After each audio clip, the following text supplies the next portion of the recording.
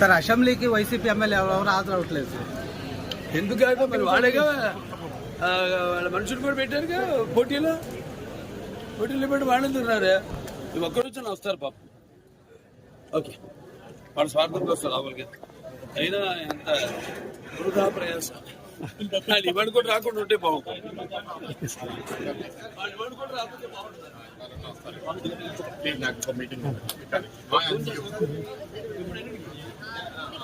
Sir షర్మిలపై మీద అసత్య ప్రచారం చేస్తున్నారు.